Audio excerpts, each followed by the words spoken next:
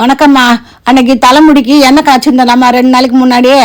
அதை இன்னைக்கு வடிகட்டி காட்டுறேம்மா. பாருங்க கலர் பாரு எப்படி நல்லா நேரம் மாறி இருக்குது பாருங்கம்மா. இந்த எண்ணெயை வடிகட்டி எடுத்துக்கலாம். எண்ணெய் சேல்ஸ் பண்றீங்களான்னு கேக்குறீங்கம்மா. பண்ணலாம். ஆனா ஒரு 2-3 பேர் கேக்குறாங்க.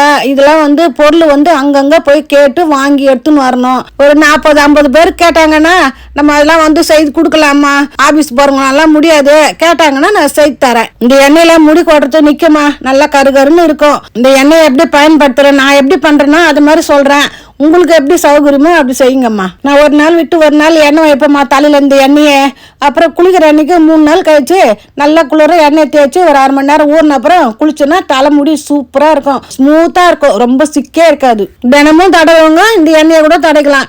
இது கலரா இருக்குது, துணியெல்லாம் ஆயிடுமான்னு அதெல்லாம் ஒண்ணுமே ஆகாது. என் பசங்க முடியை காட்ட சொல்லியிருந்தீங்கம்மா. பசங்களுக்கு நீட்டா முடி நிறைய தான் இருக்கும், நல்லா கருகருன்னு இருக்கும்.